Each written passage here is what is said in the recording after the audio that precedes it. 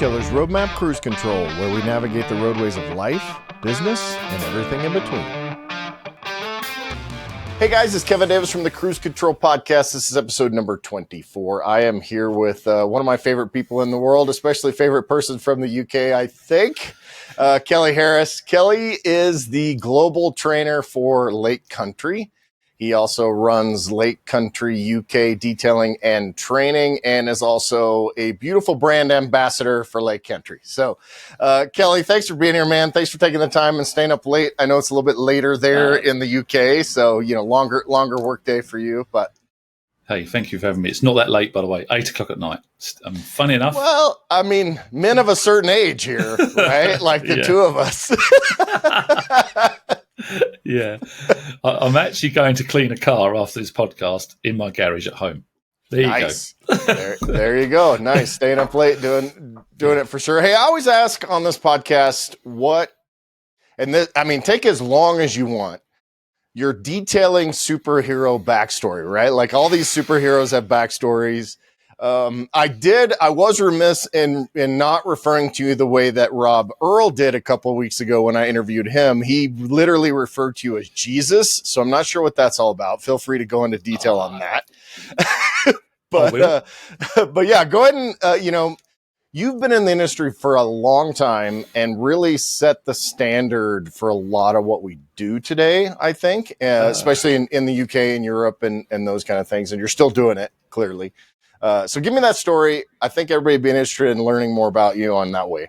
Of course, it's very flattering. Thank you, Kevin. I've always been very humble, and I've heard this about setting the standard many times. I never set out to be the person that sets the standards. So let me do a really quick overview of my sort of why I got into detailing and why, and I think this will relate to a lot of detailers. At school, I was very, very good with my hands, very athletic, very sporty, and I struggled with languages and religion and boring stuff, if you want to call it boring. Other people love it. I just was physical and I could make things. And right from early school, I won awards at woodwork and metalwork, and I was just really good. And I loved doing it. I literally was that kid in the shed, in the garage, just very few friends. I was just quite a loner and just made things. And then quite quickly, I had the nicest BMX when they first came out. Mongoose BMXs come out, with the ET film. Oh yeah, I had one of those. Yeah, and then me and my stepfather, he was a painter. My real father is a mechanic and painter. So in my family, on the step side of the fathers, my mother was also like a parts delivery driver. My brothers later in life, my stepbrothers would come along, they're car dealers.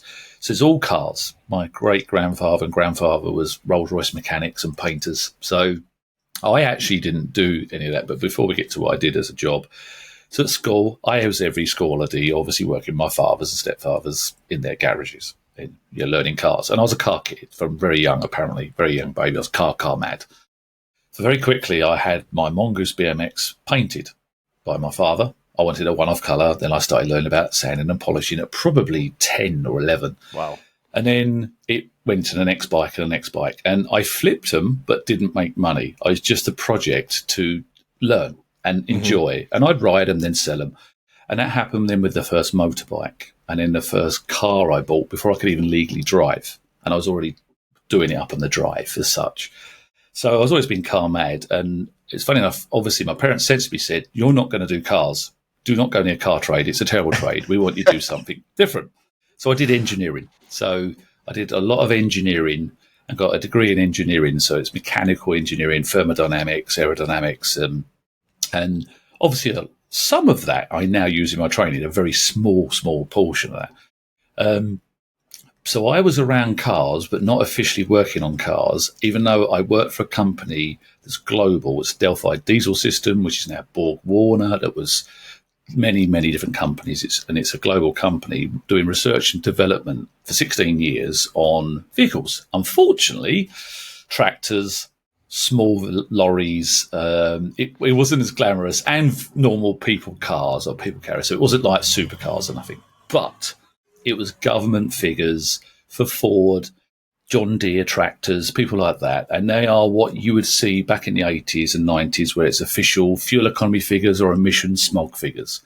So I would be different ranks in the engineering. I ended up, first of all, working in the workshop, repairing the cars that broke and the engines that broke. Then I worked my way up and I'd be the one that would actually build the engine. So Ford, for example, the Common Rail, Ford Focus engine, that I was the first person to actually put a Common Rail engine on an early engine, which it didn't fit. So we was told to cut and grind and modify the head and make it work. And then that would go to a dyno, chassis dyno, where engineers would obviously run it on a dyno and test it. I gradually progressed to as a test engineer. Finally, I was in the cold room and climatic wind tunnel. So I would be sometimes minus 25 with a wind in there, and it would be on a rolling road doing a cold start, unfortunately, normally on a tractor. It wasn't some sort of fancy Ferrari, but it taught me a lot about research and development and repeating tests, and it's in my character anyway to do that. I did that for 16 years, and so I really understand about repetitive testing, and even when you get good results, question why. So in the meantime, in those 16 years, I was working at my father's garage in the evenings and weekends, and he said, like, why don't you help pay for your toys, your cars? And I had a lovely collection of cars at a very young age because of it. So instead of working for my father, he said, do not do this as a trade. I want you to do a proper job. Good parented, really do a proper job. And I did the proper job for 16 years, and pretty much every evening and weekend I worked at my father's garage doing my own cars up. I started doing mechanical work. I ended up building a car 94, 95 when the hardback book, which no one really knows about, it's a Lancia Delta Integrale when they first come out, but it was a very early one. I stripped it to a shell, took 2 years to build it. The only thing I didn't do, interestingly, was paint it. I did everything else, and I wasn't actually, this is a bombshell, interested in paint. I literally was not interested. It did not excite me whatsoever. Designing a turbo, suspension, chassis, my own one-off suspension and flaring a body kit, a wide arch, but I'm talking metal work with lead in. That was, to me, important. Oh, old school. Yeah. No Rage Gold and Bondo and that kind of stuff, right? Yeah. So I went obviously for free off of my father's staff. And I loved it. And literally, when it got to the painting stage, I'd like my father or one of these chief painters would paint it for me. And so 94, 95, I watched them denib dirt in paint from floors in paint. And I remember as a young lad going, why do you do that? And they explained. Then I could see it's a better finish. So I said, can you do a whole car? And the answer was no. And I was like, well, if you can't just give me a no, you've got to give me a reason. And they couldn't actually give me a reason apart from financially, economically, it's just no. And I was takes too much time. Yeah. So I went, well, I'm going to do my first car. So the first car I ever stripped apart is about a 20-year-old. And then my father painted, but I did all the work to it. Interior work, everything, the wiring. They all said, you're mad. You're never going to get that right. And I found out about 5 years ago, the ex-body shop manager come into my building, which is now Lake Country Manufacturing's building, and said, I had a bet that you was going to damage that car because you little jumped up shit. Daddy's little shit, and I didn't. And they said to me, I went, you're really, really natural with a polisher. And I was like, I had no idea. Now, it's the same as sports. I can be quite good at most sports. And some of us are like that, they just are. And others are good with numbers and religion and languages. I'm terrible at languages. I struggle with English. So, we're wired differently. So I sanded down and polished back my first car, didn't have a problem. And of course, every year, 2 years, I'd flip these cars and buy another project. And I did about 9 cars. I got old Polaroid photos of these cars. Every time, sand and polish, sand and polish. Obviously, people were seeing me doing this in the estate and asked me questions, said, could you do mine? And it grew. So way before detailing existed, or most people even knew what that word meant, it was just, I was doing a sort of level of detailing, but it was what body shops have been doing for 70, 80 years. People are always doing this in body shops. It's not that big a deal in a body shop. It really isn't. So I was blinkered and naive to this and just doing what was actually the junior apprentice job. Sanding and polishing was always the low pay job. The person that painted was highest paid. The prepper was next, and the stripper and fitter. So you had a hierarchy. But the polisher and sanding polisher was like no one wanted to do.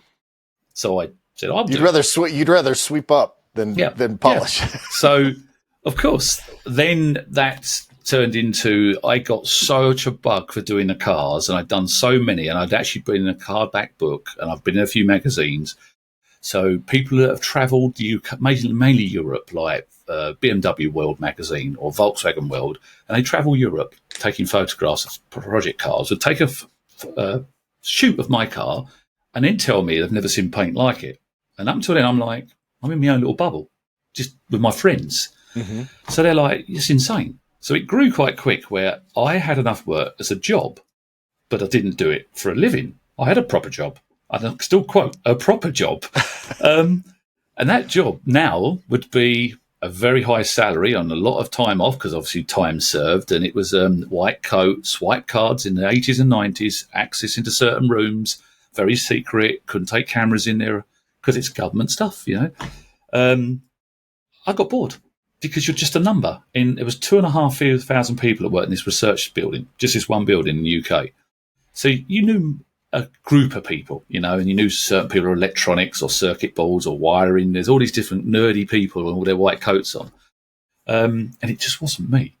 But I did it because it was a good job and it paid my mortgage. So I literally took the gamble, basically, to change, because I got to stage, it was like, I've got too much private work.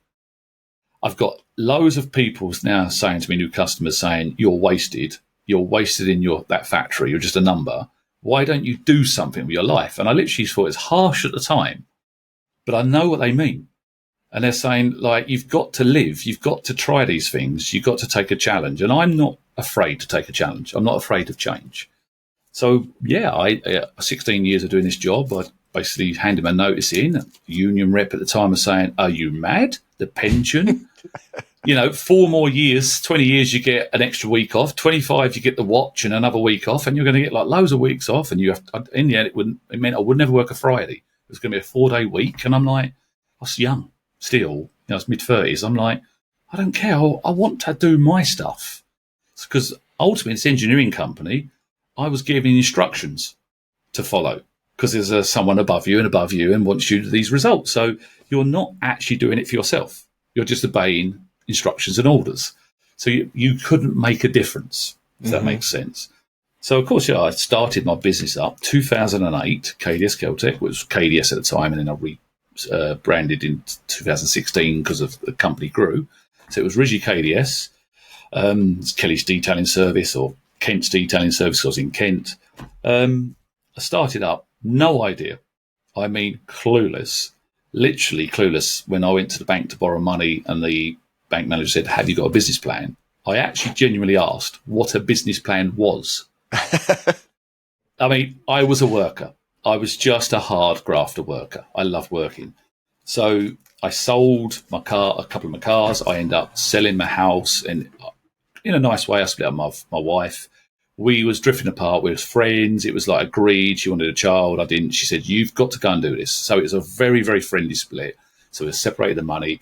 And she went sensibly and bought an apartment and started investing the money. I bought cars. I bought more cars, a supercharger for my M3, another car, and put some money into the business. So 2008, it started. But of course, I had a lot of customer database already. I just didn't know how to charge correctly because it was just extra money, really, as fun money and toy money. It wasn't a proper business. So I'd never paid for business items and utilities. It hit me hard. Yeah. It was a massive, massive eye-opener when suddenly I'm like, oh, this is different to paying for your home house utilities, insurance, the rates, and different things that come with a business. I was like, oh dear, accountancy fees, business corporation tax, we get taxed heavily in the UK. And I was like, I wasn't expecting it. So I ended up getting a lot of loans. At one point, Kevin, I was 60K in debt in the early days, first year of my business, with a waiting list, but really I was learning no money out of any of the cars. I was just like building up a portfolio. I didn't know I wasn't making any money out of the cars until about 2 years later. It literally was just flat out. I loved it. It was a buzz. It was probably still the most exciting time of my career. The naivety gives you something there that just gives you fearless. Mm-hmm. If I knew when I started, I probably wouldn't be doing this now. This episode is brought to you by Detailer's Roadmap. Hey, spoiler alert, that's us. We all know you need a kick-ass website in order to be successful with your business. The good news is, at Detailer's Roadmap, kick-ass websites, that's kind of what we do. With the latest performance, designs, and SEO strategies, Detailer's Roadmap is your one-stop shop to be successful on the web. And don't forget, we have the best support team in the industry. Whether you're an existing partner looking to improve your lead generation or you need a brand new website, Detailer's Roadmap is here to help you be successful on the web. So go to detailersroadmap.com/success and get started today. That's detailersroadmap.com/SUCCESS. Because you're so fearless. You just know nothing. You just know how to do a car amazing. And feeding off suddenly interactions with customers every day praising me, saying, "Oh, can you come to this car rally? Do you want to come on holiday with me? You're with my mates." And I couldn't, I was busy. And I've suddenly gone from being nobody, a number, to everybody's best friend. So, and I'm sure a lot of detailers, it's the same situation. You become the car collector's guy's best mate. Mm-hmm. So you forget about the money, or I did, and you feed off the feedback. You literally grow from that, and the passion. It's exciting. And I started. That was 2008. Very quickly, I posted on Detailing World, big picture threads before all Facebook and Instagram and YouTube was out really. And I didn't realise at the time I was getting massive views, like 300,000-400,000 views on these, because it's a step-by-step process. Not knowing, and I have no problems admitting this, I'm so naive this, that my first thread I ever wrote on probably the world's largest platform for detailing at the time, because I think it's got 2 million members now. And my opening post to introduce myself was wet sanding down a brand new M3. So, but straight away people wouldn't do that. But because I've done probably 50 cars by now, and it was just normal, I've been doing it all my life, I'm like, I didn't even bother reading other people's threads to realising they were showing something glazed and waxed and going, wow, look at this. So I've literally gone on there, wrote a step-by-step guide of what I've done with wet sanding with a paint thickness gauge in microns and showed a graph on an Excel spreadsheet of, this is what I used to do for a living. I'm an engineer. I've done engineer with gloss meters in 2008-9, this thread. I wrote this thread and I didn't realise I wasn't clever. I should have been a clever marketing guy, and I would love to say I knew what I was doing, but I didn't. I just did what I enjoyed. And then after posting that, about 2010, detailers are going, I need to be taught. I need to know how to do this. And I'm thinking, hang on, this is the thing that all apprentices do in body shops. This is the low-grade job that suddenly is now on this platform. It's like you're God. What the hell? You know how confused I was. I was like, really? So I didn't do it on purpose. It was just the car I had. I thought, why would I bother showing something that I've washed and waxed or glazed or one-step polished, because everyone's showing that. Why do we need to see it again? And there was no clever thought behind it. It was just, well, let's show something different. So I posted prolific on there for a while until I grew too big. So in 2008, I had no staff. By 2016, I had 6 staff. At 2011, I started training. 2008, maybe it might be 9, I met Rob from G-Technic. That one of my customers desperately wanted G-Technic's car, and I had never heard of G-Technic.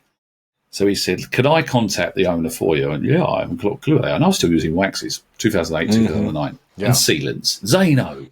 No one outside of Asia was really doing any ceramics at that point, right? So Rob did book to come down and see me, and then was going to show me how to polish. And it's a long-standing joke because I'm sure he does. When he turned up with his car, and then I just stood there and questioned what he was doing. Didn't say a thing. Did half the bonnet, the hood. He did the other half, and then he just went, you seem to know what you're doing.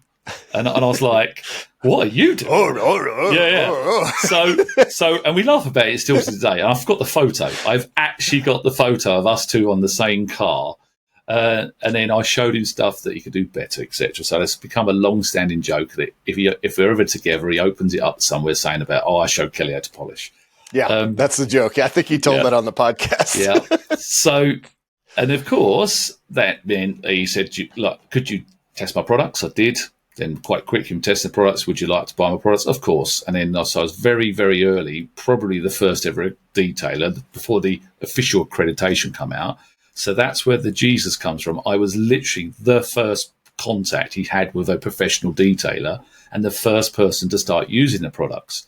So early days, I was very heavily testing for him, for Rob, for G-Technic, a lot, and giving feedback. I now very rarely, because he has a huge network and he can use lots. So as the time went on, I tested less and less. But at one point, it was just solely me testing before you had other detailers. Because I R&D engineering background, I would repeat the test, the same humidity, temperature, size of square, time scales, to give him proper feedback. And then he had staff there that he was detailing at the time, said he's going to drop detailing and become just products. So those staff didn't have a job. So I said, well, I need staff. So I actually employed one of the G-Technic staff for 8 years. It was with me as a Latvian guy.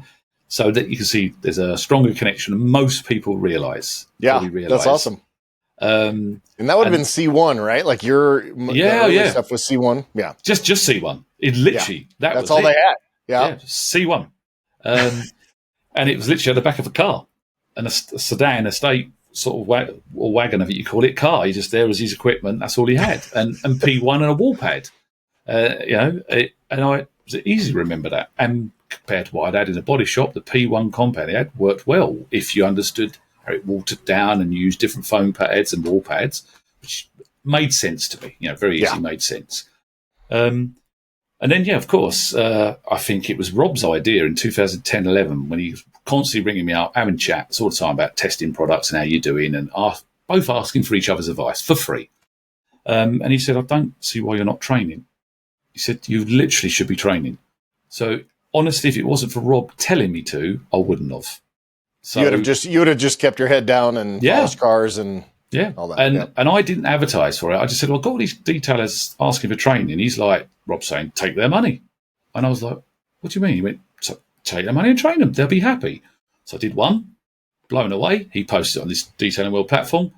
I think I got 10 books straight away. And early years when very few people were teaching, this is 2012 to 14, maybe 15, I could have easily booked the entire year constant training at a very high value compared to most people in the country.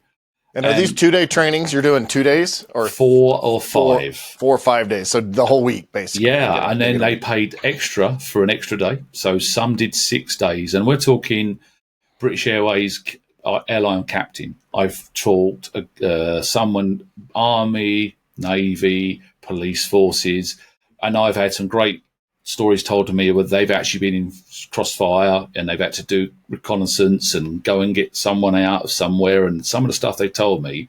So it's been very humbling that I've met millionaire businessmen. It's not all detailers. That's the interesting thing. Yeah.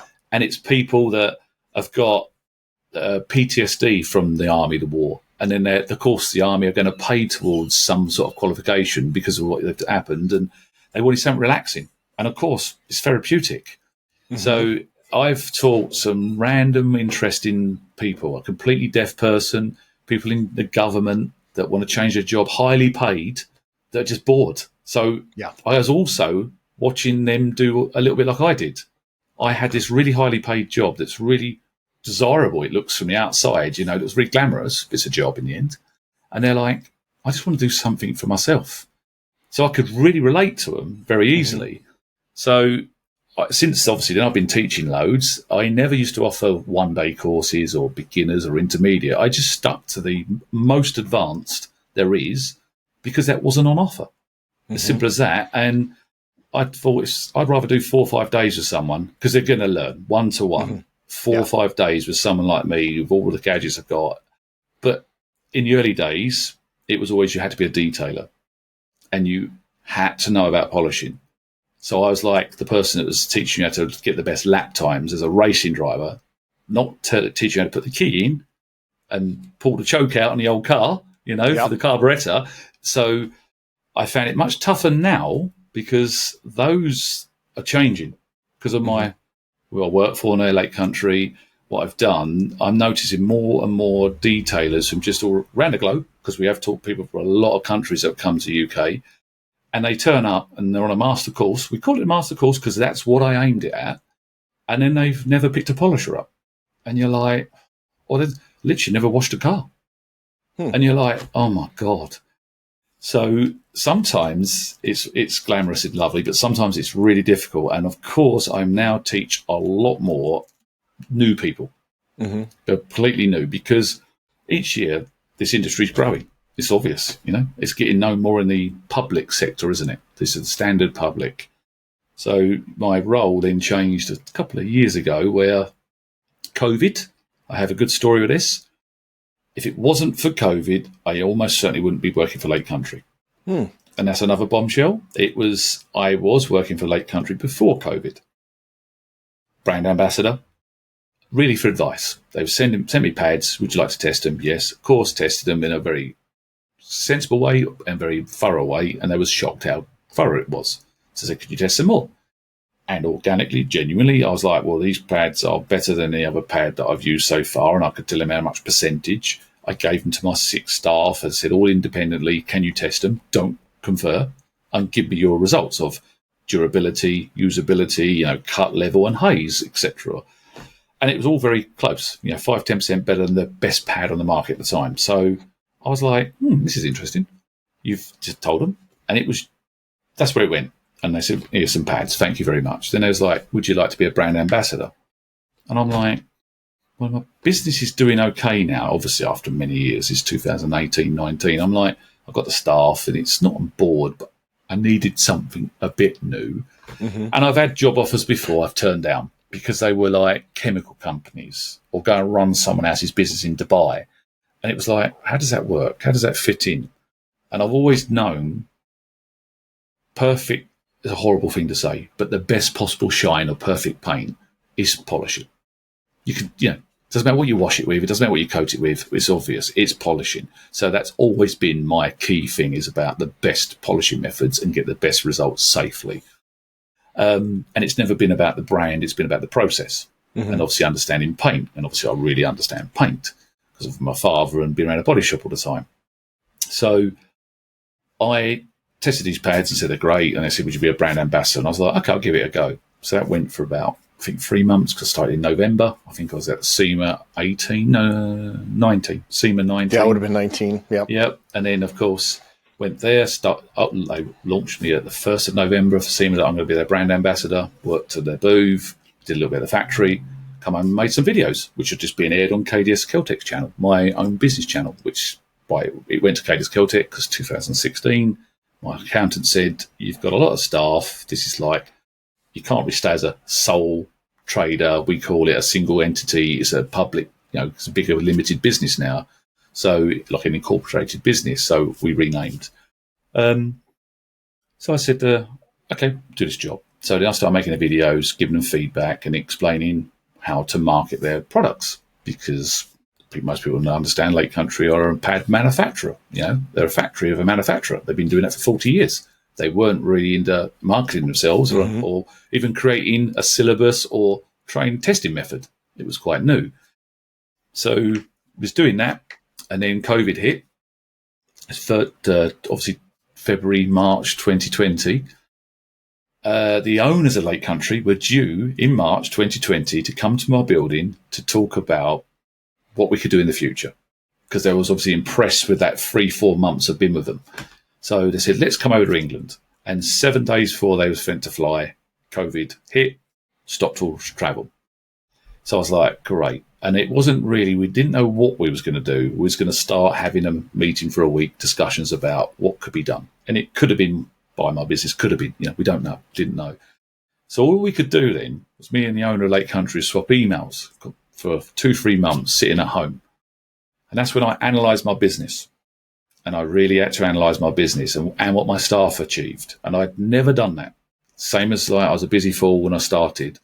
Look at what my staff were achieving, the services, because I was offering paintwork, restoration, quick paint jobs, dent removal, modifying, PPF, vinyl wrapping. Window tint was what we didn't do. That's the easiest way to say it. Custom pinstripes and painting calipers, removing car parts, doing one-off colours. And with our 6 staff that's a real hard task. And then detailing as many cars we did a week. So in a small building, essentially it's a 2,200 square foot building till I put a second floor in. It's not a big building. So it was a very tight management. It's stressful and we worked long hours. And it was only when I had COVID and I sat at home and then suddenly realised I had time to have a rest and take some time off and then watch the news and watch people unfortunately dying and their parents, or their children, they couldn't be together and the horror was going on. Then I'm thinking, how am I going to pay my staff's wages? Am I going to lose my house? Because everyone's been through this. I was like, it made me really change my outlook of what am I doing? All I'm doing is vanity, working like a madman, literally a madman. And I've achieved some amazing things. Like when I opened my paint booth, the first car we resprayed fully was a Ferrari Enzo. There's it's a lot of respect there that if an owner of a car turns up and I've said, just opened, paint my car. And the better story is he actually owned his own body shop for Ferrari, Lamborghini, Mercedes and repair centre.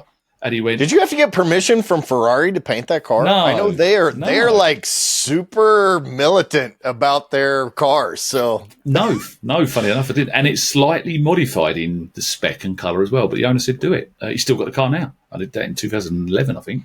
They haven't tried to come repossess it like they've been known to do. So it was great. It was really great. But I look back now as I've got older. And, family die or family get ill and your grandparents and you start to have 2 cancer scares in my family, which could have been severe. And you start really sitting back as we get older and going, I've got lots of knowledge to give back. How do I do this? Trying to teach and as a brand ambassador and run the business become too much because one suffers. It's a conflict of interest.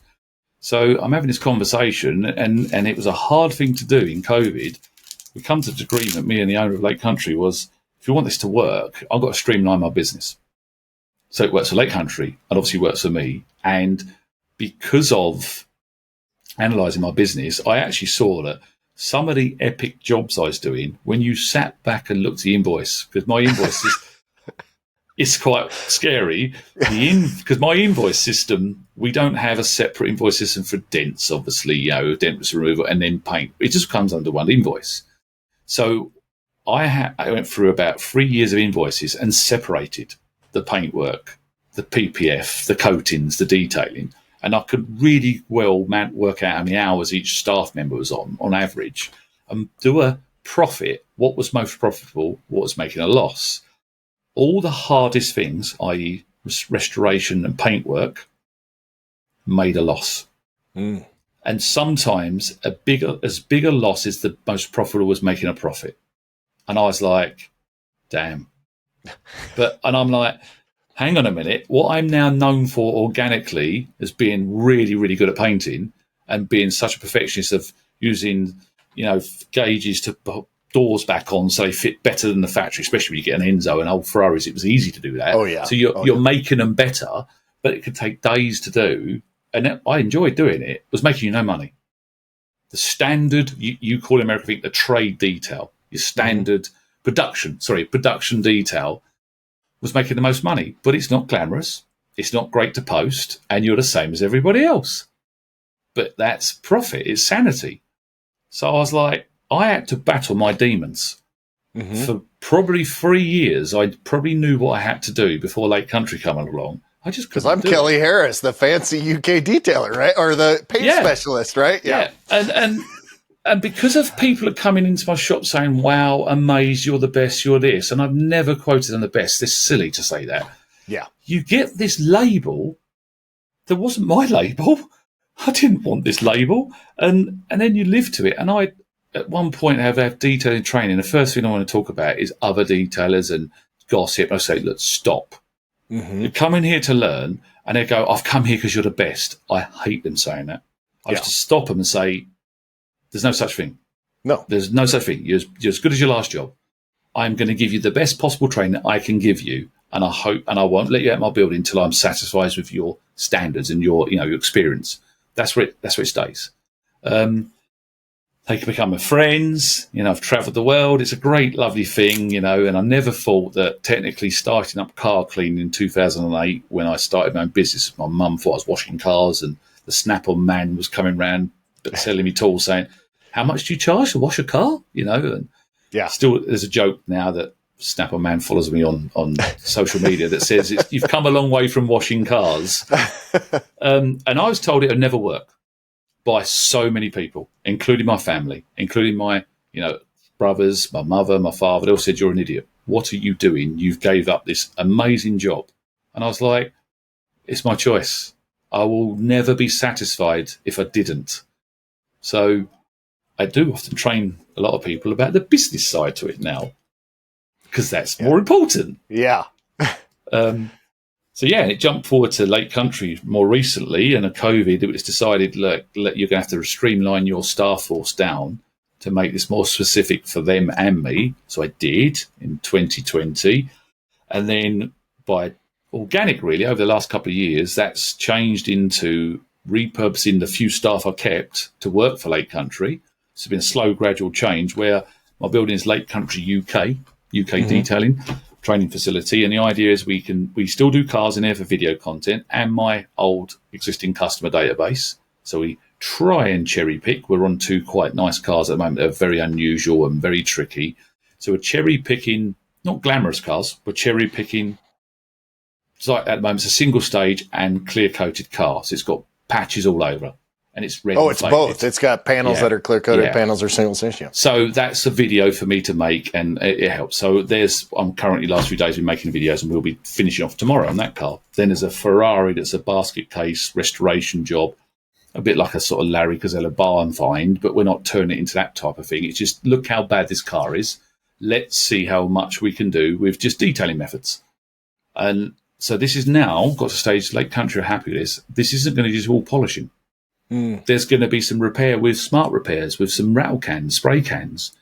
Nothing to do with Lake Country. So that's taken a couple of years to get to the Lake Country understanding. I understand. We know the audience wants this. It has very little value to Lake Country. It doesn't sell their pads directly, or their equipment, let's say, directly. We're never going to bring out a rattle can paint. We're not. So you imagine I'm quite honoured and flattered that they're allowing me to do that. They're not saying it must be our products. For a while it was. But I'm like, people want more than that. And they do. And we want to help. So it's been quite fortunate. You think that now I can give back to the community. I can now be in my own same workshop as before. I don't have to do 200 cars a year. We can cherry pick a few cars each month. The ones for the videos, we have some disappointed customers because obviously they can't all get their cars booked in. So that's where we are now, where we're going to roll out a lot more videos. There was a lull for about 6 months while this was all going on, and the buyout and changing hands and solicitors, lawyers. And obviously I went to Belgium to drop some pads off to a lovely lady. And it was one of the directors at Lake Country's idea. I just said, could you find some influencers, Kelly, in Europe? Because obviously we want to start spreading out. And, yeah, of course I can. And I said about this lady, and literally had no idea. I went out there, dropped her off some pads, and we chatted for a little while. It was quite an unusual conversation. There was no premeditation to it beforehand. There was no pre-message apart from, would you like some pads? Yes. I love pads. What's your particular favourite pads? What do you use at the moment? So I can give you equivalents. There's 4 pads in 4 sizes. Okay, I can do that. And I said, look, I'm going to drive out there because it's a 4-hour drive, even though it's across country. Because it's better to do that than to send them in a post. Well, it's like you get some samples given to you. Most people just don't bother because people buy off of people. People interact with people. We know this, don't we? So I was like, well, and the rest is history where it's a love story. Let's just call it a very serious, very natural, very spooky love story that I've never, ever thought I'd be involved in. For the girl in question, Justina, that she said same as me. I was not looking for a relationship, was out of a relationship, definitely didn't want a relationship, was quite happy with this new transition, new job role. She, by chance, is in exactly the same situation. She didn't know I was. I didn't know she was. She said something. Oh, you never saw? I mean, I've followed her on social for a while. I've seen her stuff. So you didn't? No. That's funny. No, I had not. So no. So when I went to SEMA last year, so SEMA 2022, I went out to Justina in October, gave her the pads, then chatted a bit, went home, that was it, and then asked a couple of days later about how do you get on the pads, and then started swapping messages. She's basically, like most people in this industry I've met, fed up with the industry, worked herself crazy. Mm-hmm. She's done it for 25 years and stagnant. And I'm like, so basically what she said, it wasn't like, oh, I think you're sexy when I turned up. It was actually nothing like that at all. It was, all right, she went, not really. I said, hey, how'd you get all these pads here? What do you want? And she nearly cried. I stood there and went, what's the matter? And the moment she started explaining, I was sitting lonely in a room, can't do this anymore, fed up polishing, staring at cars all day long on her own. I've gone, and I could totally relate to it. Because she was a single operator too, right? Basically, no staff or anything, just kind of doing cars, posting on social, and doing the next. And her shop's large shop, and when I arrived, she was recolouring leather, like sanding another car, and there's a queue of cars, and she's coating and waxing and doing waterless or rinseless wash and what. And the door would go, the supplier would come in, then the phone, and basically what I said was, I put the pads down, can we stop a minute? I was like, looked around, went, where's your staff? And that was enough for her to get emotional. And I went, you can't do this on your own. And it went lower. And I was like, right, hang on a minute, you need help. And that was the trigger point.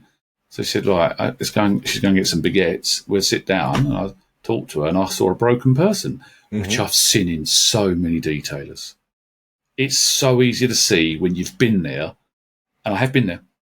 I've been in my shop and had chest pains where I can't breathe, walked out my own shop, got in the car and thought, I'm going home thinking, grow up. Turned around and the pain's going away, the clamping feeling. Driving back, it came back. That's happened to me 4 times. Like a panic attack, basically, right? Yeah. I mean, anxiety and panic, I just cannot deal with the stress anymore, even though everyone thinks it's amazing and easy.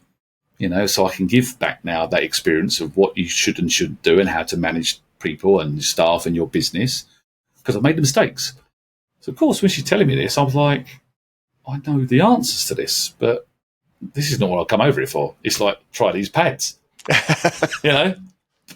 But, of course, then I realised how much of a famous person she was and influential. And then, of course, I spoke to a few English people that have interacted with her or had interviews with her, said, oh, she's a real deal, she's amazing. And I thought, I can see that, because I didn't expect to walk in and see her in overalls, spraying, recolouring leather, and do all this. I was thinking the staff are doing it and she's just the front. No. Right. Absolutely not. Absolutely not. So, we spent months and months chatting, and then we obviously, I said to her, and I literally never done this before, I said to her very early on, MTE is coming up, 23 in January. Why don't you go to MTE? And we wasn't boyfriend, girlfriend. We didn't even know it was going to be. I went, you need time out. And, of course, she was always going to shows working for a brand. And I went, that's the worst thing you're doing at the moment. All your downtime is still work. So I said, you love detailing. She genuinely is crazy about detailing, mental. So I went, you love detailing, but you've got to just go and have social then. You can't be on show all the time and then go to the meals she's been told to with the customers XYZ, because that's tiring. And she was telling me she was going to shows, crying herself to sleep in the room at night, every night, at all these different shows. And I'm like, so why'd you go? She went, I love the job, but it's too much for me. And I went, you're on show all day. Yeah. I've been there. I know what it's like. It's draining. And I've gone, and then you find out she's paying sometimes for these trips out of her own money. And I'm like, what? Said, what? Yeah. So I said, come to MTE, I'll pay for the flight. And this is months before it happened. And we started getting friendlier and friendlier. And then I went to her country. She'd come to my country a couple of times. And by MTE, we knew there's something special different to any other relationship I've had before. But of course, I'm like, well, be sensible. We struggled to be sensible. It was like a love story, and like teenagers, and everyone was telling me that, and I'm like, yeah, whatever, so what? I'm going with, so it's fun, it's enjoyable. And she said on Alex Detail Solutions podcast guy that I didn't know she'd done a podcast in the past with him, and I've done one with Alex. I was queuing to get the free drink you get at MTE at the bar, the one free drink, the voucher, and then tapped on the shoulder. She's standing shaking me, and Alex stood there, and all right. He went, congratulations. She's just told me your boyfriend, girlfriend, which I was like, we are? Yeah. So I was like, okay. He said, so could we do an exclusive on my booth? I went, yeah, okay. So it literally was that. This episode is brought to you by Detailer's Roadmap. Hey, spoiler alert, that's us. We all know you need a kick-ass website in order to be successful with your business. The good news is at Detailer's Roadmap, kick-ass websites, that's kind of what we do. With the latest performance, designs, and SEO strategies, Detailer's Roadmap is your one-stop shop to be successful on the web. And don't forget, we have the best support team in the industry. Whether you're an existing partner looking to improve your lead generation or you need a brand new website, Detailer's Roadmap is here to help you be successful on the web. So go to detailersroadmap.com/success and get started today. That's detailersroadmap.com/SUCCESS. Yeah. Now, and of course, it's an honour, really, that this happened. That Lake Country obviously met her at MTE. She didn't go over there planning to try and get a job or anything like that at all. It was literally meet people. Bob Eichelberg, obviously, works at Lake Country, used to work at Flex. Mm-hmm. He knows her very well. I didn't realise, didn't even put the two and two together. She was a Flex girl for a while, right? Years, decade, like 5-6 years, I think. Yeah. And literally done China, USA, all of Europe. Yeah, it was a lot of work. As an ambassador as such. So I'd not been there long, and then MTE and Bob and the other director said, we're going to take Justina off for an interview. What? It was like, what?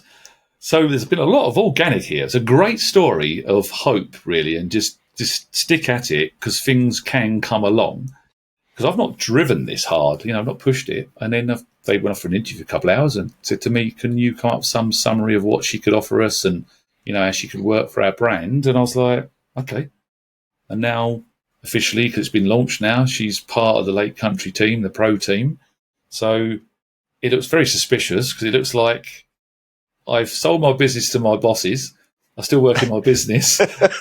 And then I've got my girlfriend a job. It could look that terrible, but you would know this, Kevin. Bosses of companies like Lake Country, directors, they're not stupid. I've had to spend a long time with them explaining and come through what we can and can't do. They don't just go yes. Right. And I honour that, and so does she. We're very professional and we get on with our work, but there is it's very difficult to hide the chemistry we have that I've never had with a woman before, and it's the same for her. So that's a good thing. It's a good thing. At Waxstock recently in England, there almost seemed to be more interest about me and her than the pads.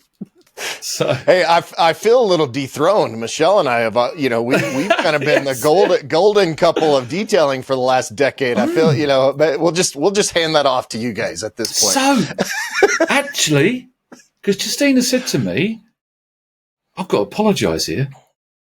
This is really spooky. She said to me, is there any other people in this industry in the same situation as us? And all she can think of is Rennie and Diane. Mm-hmm. And I've gone, yeah, you're right. Because obviously Mike, with his ex, they're split. So I was like, yeah. And I'm sitting looking at the most... Well, you'll have to, I mean, what's funny is we kind of disappeared a little bit. We started in 2014, and then we were just everywhere, right? And then over the last few years, I've actually done a lot of different things with my own business. So we're just not nearly as public. So I don't take offense to that. And honestly, I think it's awesome because the camaraderie that you guys have and that connection actually makes you, dude, I always thought, when Michelle started doing rallies and welding and racing and all this stuff, I'm like, you are marketing gold right? Yeah. Like people love this story. And for you guys, people love that story. And like, it's great for the industry. It's great for Lake Country. I mean, it's, you can't complain.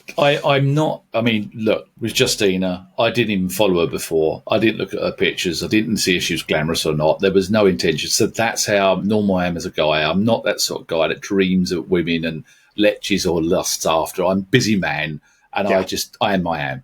And so I know, I'm telling you this in a way that I actually knew of your wife before you, because of you probably post the pictures of her underneath a Jeep doing some wiring or welding, and it grabs your attention just because it's like, there's a cool girl. Yep. It's not a sexual thing because I'm a mature man. It was just wow, and it grabbed my attention, and I can remember her name before yours. Because honestly, that's the way it should be. With her, for sure. And I remember thinking about the time she was fixing stuff and doing stuff, and it was like just intriguing. And I didn't even put the two and two together when I first met you at, say, I think it'd be 19, might be 18 SEMA, when you was with Rob G Technic and was walking along together to go to the other hall in face to face. But but you probably had less pictures posted at the time in the early days than you did of your lovely wife, your better half, doing cool man stuff on cars. And she's a badass. I mean, I always tell her that I wish she could see herself the way that I see her, which would be awesome. And I think there's a lot of women that are that way, that because it's, there's a low self-esteem. I mean, we all have low self-esteem, right? But like for her, being able to see her, and we just, July was 28 years for us married. And so like, she's a badass. I love nothing more than to brag on her. So that's awesome. I want to go back a little bit to, you're talking about her burnout and her, just going down that road. Is there like a time frame? Obviously, she's a little bit younger than us, probably. She's turned 47 a few days ago. Okay, so we're all kind of in that same range, and so like, is that 40s level? If you've been doing the industry, is it like a 10-year period that you see these guys? Because what's the thing? Like, I get so irritated with this. You got to grind, you got to hustle, and all of that. That wearing that as a badge of honor, that you're working until 3 a.m, all that. I've talked against that for years. But like, what are you seeing with these, newer detailers, or kind of the people that you're encountering? Because quite frankly, there's not a lot of us in this age group, and the ones that have been around for a while, kind of in, doing their thing. No, because when you say there's not a lot of us, I actually say to my family, and I'm not putting myself in the same category as you. I'll just say that right now. But I was going to say that for all the doubters, disbelievers of what I was doing in the early days, and I have put myself out there, and I've done the grind, and I've proved to myself, and proved to others that and my value. And luckily, Lake Country's come along and seen that value, and now all of what I did in the early days is worth it.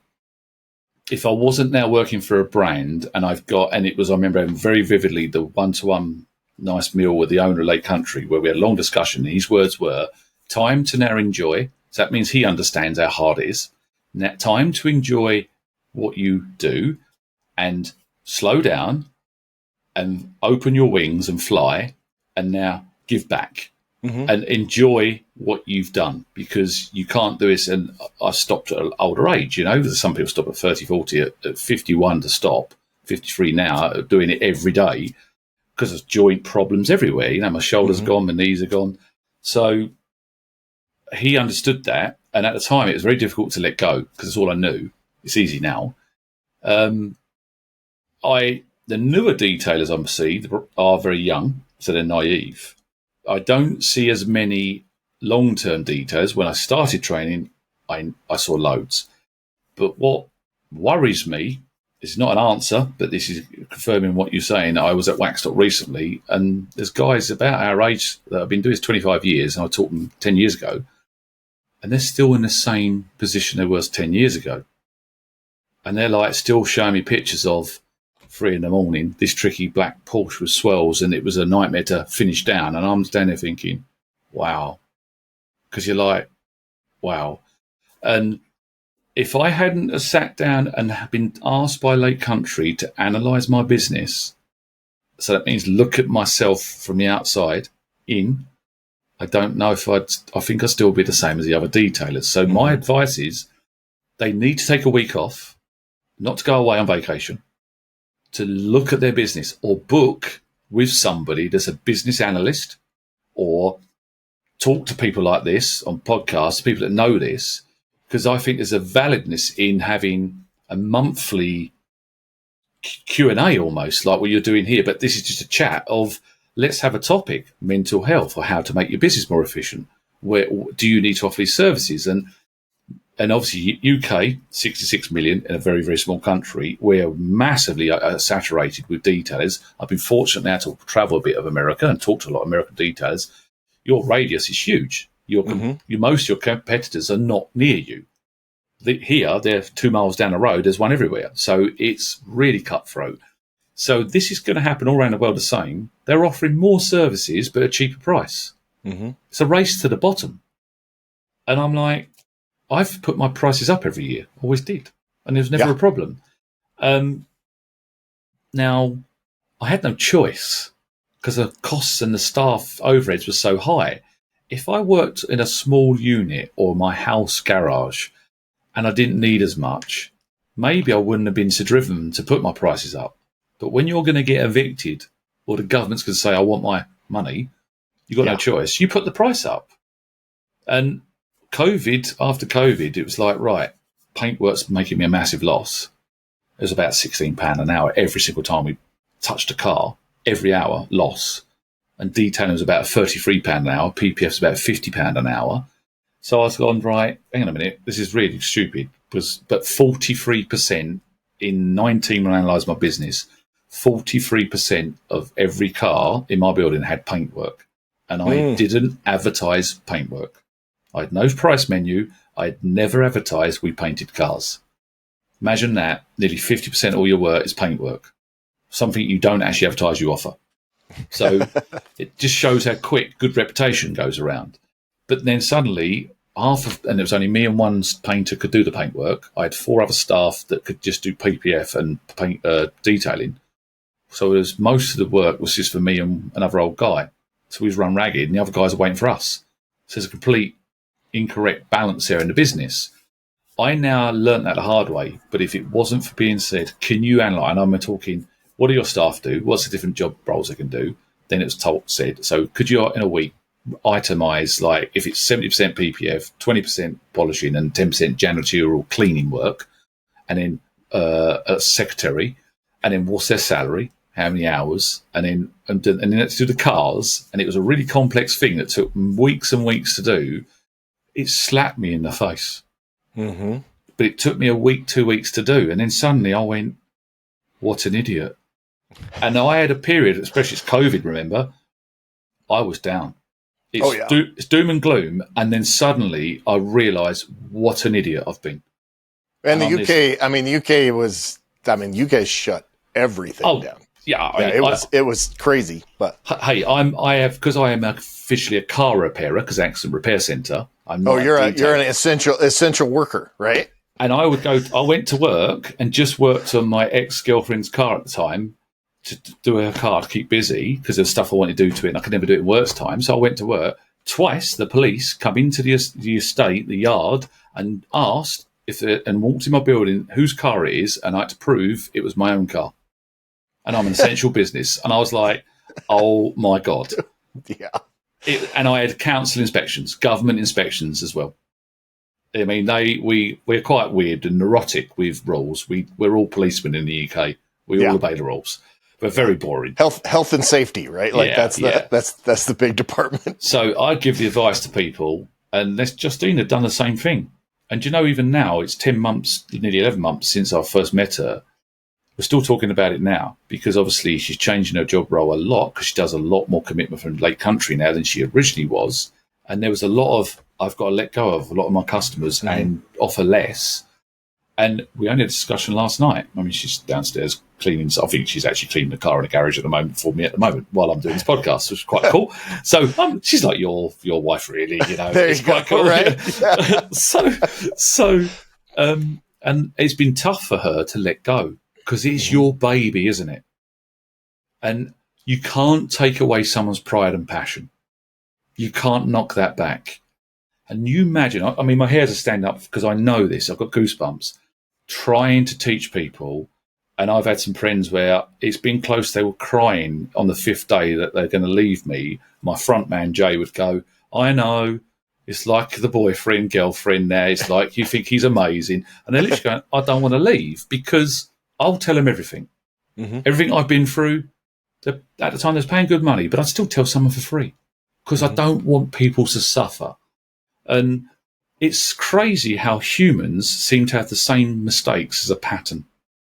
And we take it's too sentimental, it's too personal, it's your pride, it's your name. And the moral here is after COVID, it's like, well, I can't just sack my painter and it's not his fault. And when I had a discussion with him, he's like, I need to go. I went, it's scarily cheaper for you to just sweep the floor, make coffee and tea for customers and read a book because the materials we were spending for paint was so high. I said I could still be better off. I'd make a loss, but not such a big loss. When you're paying $500 a gallon for good clear coat, right? Correct. It gets expensive quickly. So of course, and I said, look, no, straight away, you've got to find a job. So we said, let's put the price up. Kevin, doubled the prices to paint a panel. Not one person complained. That's awesome. And that only because I could do it knowing there's no consequences, if that makes sense, because I was running like you weren't. It's a risk. There's almost no risks. Like if they don't come back, who cares? Yeah, right. So, and I was like, why didn't I do this before? And it's your own personality holding your business back. As simple as that. It's your own. Well, the character. detailing obviously is. I mean, I talk about the ego and fulfill. You know, there's a lot of ego in good and bad in the detailing world. It was funny because we post. So I'm doing. You know, Grant. I don't know if you know Grant Menard and Barry Thiel, but they're kind of So we're doing this kind of troubleshoot your business series, and so we're having people apply and kind of going through what you're talking about. But I had posted about our deadlines the end of this month. And I said, hey, get your application in. And this guy literally, and I went and looked at his profile because I was interested. He literally posted, lucky for me, I already have all my shit together, so I don't need you. And it was everything I could do to not be like, dude, I know billionaires that run multi-billion dollar companies that don't have their shit together. At least they don't believe they do like this. I'm like, all right, dude, good luck. I don't know how this is going to work out for you, but I don't have high hopes if this is the way you believe at 28 years old. But so it's to be able to go back and examine your numbers. And granted, you were a little late to the game in that. I used to talk a lot about, if you don't know your numbers, man, you don't know anything. Like you need to know all the numbers in your business so you can price accordingly. And I'm just as guilty of that with my own stuff. I kind of audited all my businesses in the last couple of weeks to say, okay, this is how much time I spend on this brand. This is how much revenue I get per year, which means I make this amount of money per hour. And so and then I was like, wait a minute, I don't make any money on this thing. I need to either get rid of it or fix it. So it's kind of that same thing, but to be able to go through there and look at that and really make a determination of how that's going. So what kind of training are you doing now? Are you still doing these 4 or 5 day trainings or you're traveling and doing these?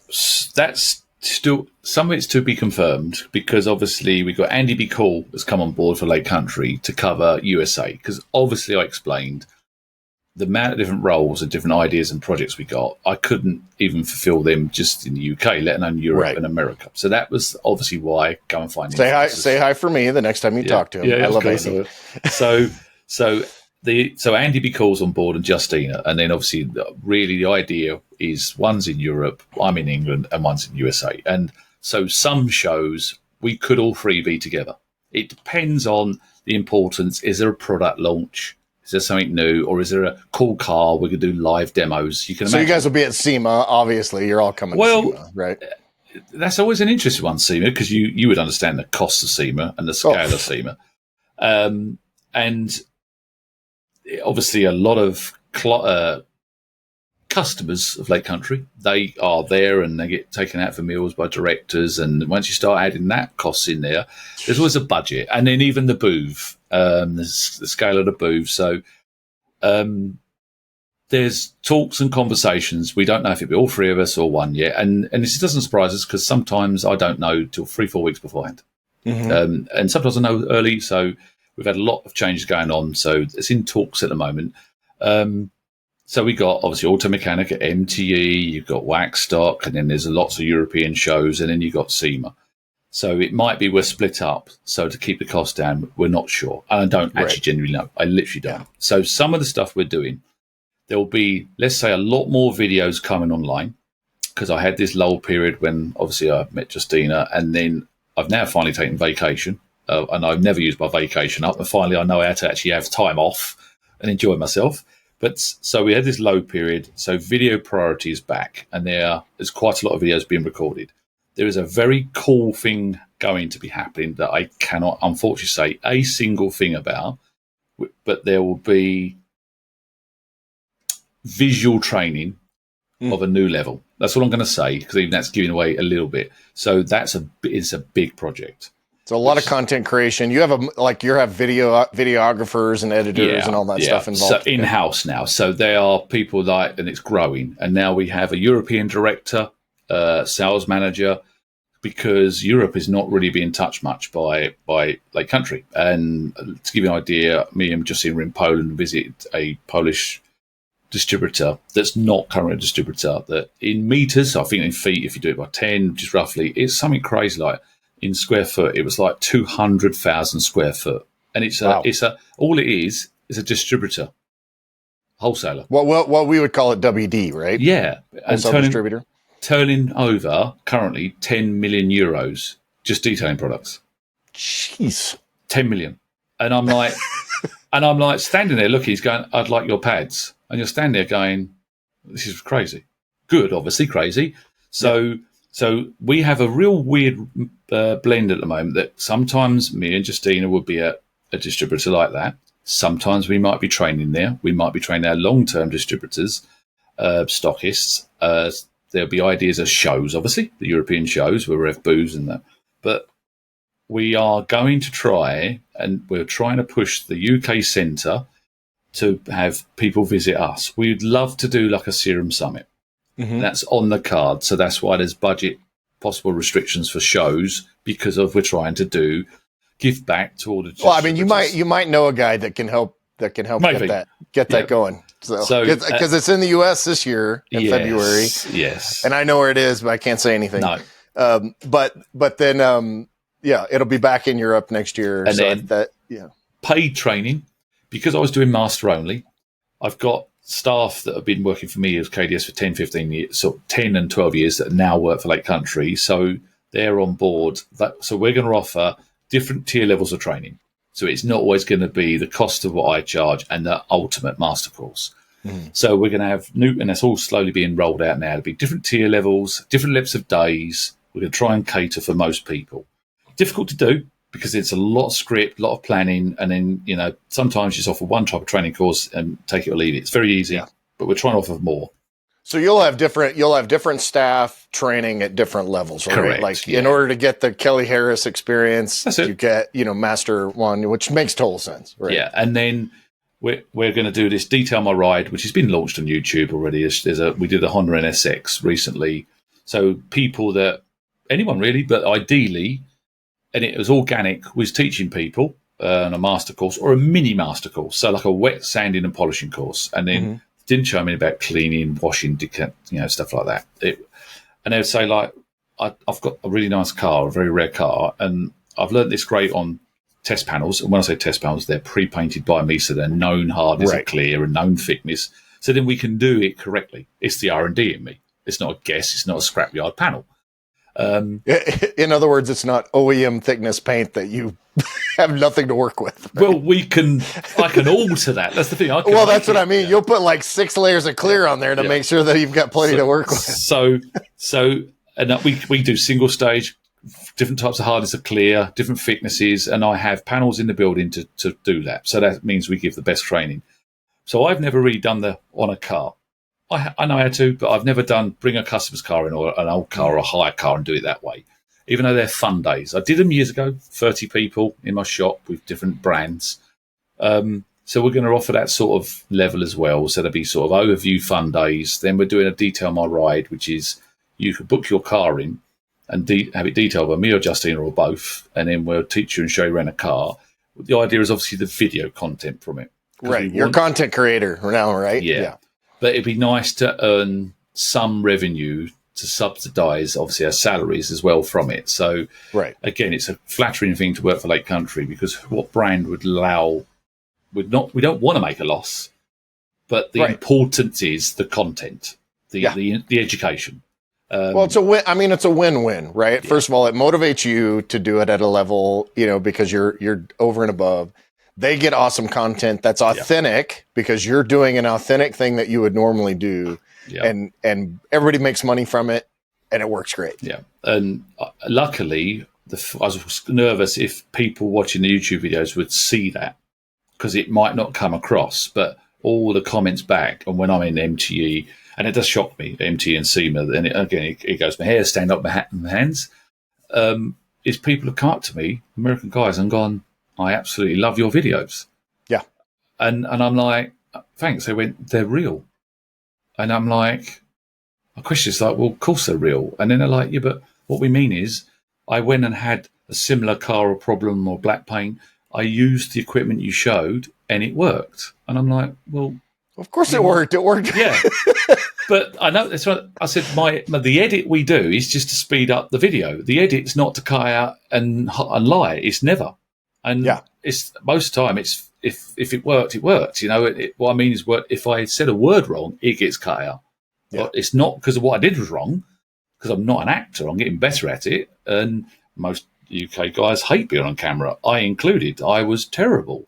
It takes practice, especially if you're doing talk to camera and that kind of stuff. You end up. I mean, I did hundreds of videos before I kind of felt like same I could just talk to anybody. So So there's a lot going on. There's a lot of moving parts there. And at the moment, we're trying to work out a schedule. And we're just, all the team are slowly, all having to go at all these different ideas. And we're given no direction really from the USA, which is lovely. They're trusting us to find what we're going to do best, which is lovely. There's a lot of, trust and faith there. To work out what each person enjoys the most and where we fit in. And all I'm going to say is we're pretty much there. Yeah. So that the amount of content coming is going to start to be more frequent. We're going to do 1 minute videos, 5, and the long form, my sort of educational ones. I'm also going to do shorter, snappier ones. Well, they'll take your long form and cut it up into a bunch of shorts anyway. That's the reusing content now. That's the many roads to content. Yeah, so. Well, that, but a lot of people wouldn't. Yeah. So that's there's a lot going on, but and what people won't realise is I was completely self-taught, and the guys in Lake Country UK, which is my old staff, they are self-taught. We had no video knowledge, equipment. So everything we've got in the building, I've just sat and watched YouTube videos, read articles to purchase the cameras, all the devices, make my own gimbals, make my own rigs and lighting. It's all self-taught. So that takes years to get to where we are. And you make a lot of mistakes and you purchase the wrong equipment, many times over. And now we are very good at that when you think we're self-taught, including the editing. Yeah. It was self-taught. And when I've been at shows, and it's just me and Jay, my old front man, and it's like a couple of years ago, all mechanical people come up talking to us, said, "Oh, it's great. Who makes your videos?" And we point to each other, and they're like, "Yeah, who else?" And we're like, "No, it's just me and Jay." Yeah. And they're like, "What?" I went, No. And then we run the shop, then we polish the cars, then we put the work in, then we buy the products, and they're like, "What?" So it's a lot of work. It's a compliment. Yeah. So Lake Country purchasing into my building, really, they're putting in admin people to deal with that so we can do our job more often, if that makes sense. So Michelle and I, when we built the first revision of Sugar High, her Jeep, we shot a full build series, which then I shot, we wrote, we edited. Audio is always a problem. It's such a pain in the ass. I have a whole second series that's been, quote unquote, in the can for like 5 years. And I just never released it because I couldn't bring myself to go back and edit hundreds of hours worth of video. But yeah, that's always a challenge for sure to get that done. Well, I've kept you a ton of time. I love your story. I think it's, I don't think there's a lot of younger detailers that kind of, because it's a whole different era, right? Like I've talked to Rennie about this. I've talked to some other guys that have been around for a little bit longer. And I'm like, I was in the industry before, but with Detailer's Helper, it's been about a decade. And things have changed so much in that 10 years. And if you go back 20, 25 years, like you're going back, it's like, holy cow. Like it's not even the same thing. So for all you younger guys that are listening and getting started and stuff, don't take it for granted the groundwork that has been laid for you on, and it's not just Kelly, it's Kelly and Rennie and, all these different, Paul Dalton obviously was a huge one in the day especially in the UK to kind of get that big dollar detail. What was the story was what the 9,000 pound detail or something like that? Yeah. 5,000 pound detail. Yeah. Car wash, So our car wash. So that was back in the day too. But don't you think, Kevin, that, and I said this a lot, that, and I know this well, that when I was, if you call it detailing, still the same practices now, 15 to 25 years ago, the products on the market were so limited. Mm-hmm. And machines were so limited, pads were so limited, the compounds. Yeah, where's my wool pad and, 3M or, hopefully Meguiar's 100, 105. I always think about the egos and the arguments and these judging people of they can polish with a certain machine or not, and I don't like any of this. And I wonder if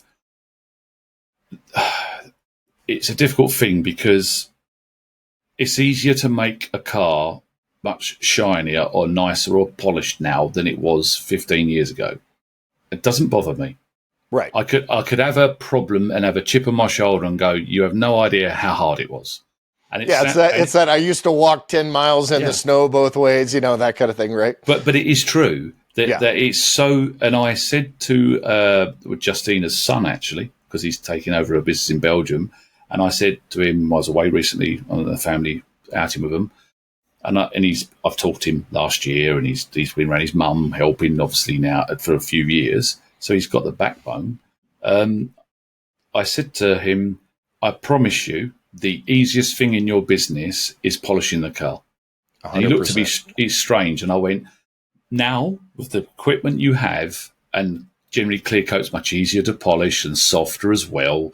Different if you get a gel coated faded boat or RV. But I'm talking about your general stuff, especially Europe and UK, when they're just polishing nice new German cars, with a few light swells, and people are willing to pay and put ceramic coats on. That's great. It's great business.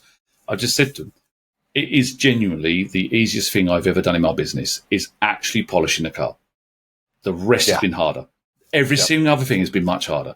But when I was doing this 15 to 20 years ago, it was really, really difficult to get a good finish on certain cars. Mm-hmm. I mean, I had to accept average because they just didn't work. The products didn't give me what I want, and the car was playing up. Right. But so we have so much knowledge out there now, so many people giving back to community, like you say, Rennie and other people like that. There's so many people in America, doing training, and the equipment out there. I think it's easy to say, I don't believe many people make bad compounds, pads, machines, glazes, waxes, sealants anymore. When people are saying, what's the best ceramic nano coating? I've gone, if you go for any of the good known brands, you've probably got a very good ceramic. Right. You really have.